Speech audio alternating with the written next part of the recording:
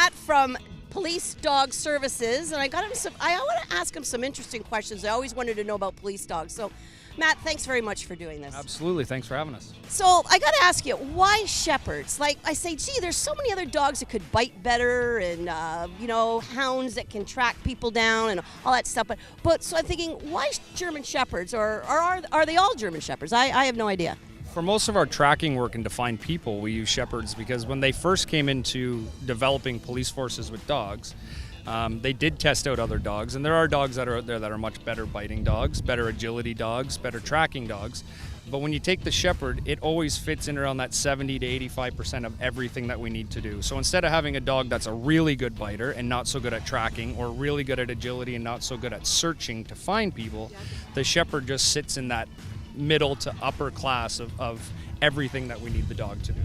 Well, like that makes sense. It's a jack of all trades. Now, are they all German? We always think of, well, German Shepherd's German Shepherd. Like, so are there different kinds of shepherds out there? Yes. So I've got a German Shepherd. He's a 6-year-old German Shepherd. I've also got a Dutch Shepherd, and he's 5 years old, and we use him for detection work. He's a lot smaller. He's only 50 pounds. We've also got Shepherds from Belgium. We've got Shepherds from the Czech Republic. We've got a couple Canadian-bred Shepherds. So the fact that everybody sees one of these Shepherds and everybody goes to, that's a German Shepherd, it's because they do typically look a lot the same, but they are from different countries.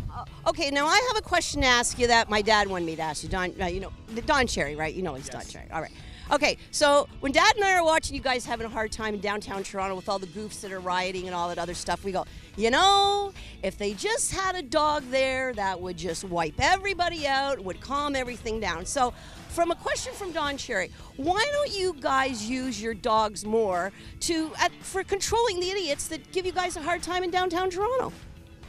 It's a liability factor. So if we use them for crowd control, our unit-specific policy says no crowd control, no intimidation. So our dogs are brought in when the human element can't look after a situation, or they can't find something. So if we're looking for a bad guy and the policeman out on the road can't find them, then we'll bring the dog in. Okay.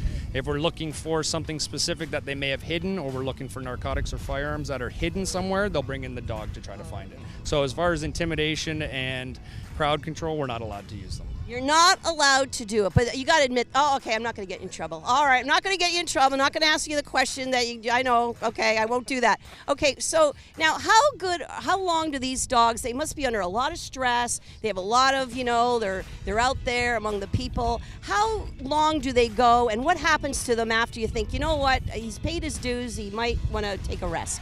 Just like a policeman out in the city, we do a certain amount of years and we like to retire and enjoy retirement. So our general dogs that are out over fences every day, searching buildings, searching schools and stuff like that, we'll typically work them between 8 and 9 years as long as they stay healthy. The smaller dogs like my Dutch Shepherd, some of our Springer Spaniels, some of the Labs, in detection work it's a lot more methodical, it's a lot more slow paced. They don't have that stress on their joints, so as long as we keep them healthy, we can work them till about 10. And then we like to give them that few years to just chill out and be a pet. Now, do the officer that had them keep them at home, or do you get them somewhere else in a family situation somewhere else?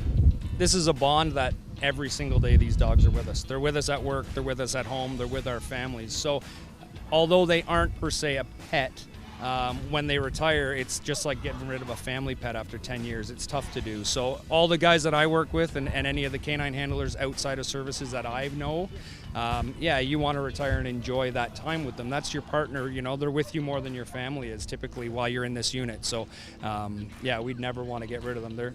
My 2 boys are going to retire with me and be with me until they're time to go. Well, that's the way. I'm sure they live the life of Riley after, and you know what? They really have earned that right. So, Matt, thank you very much. It's been very enlightening.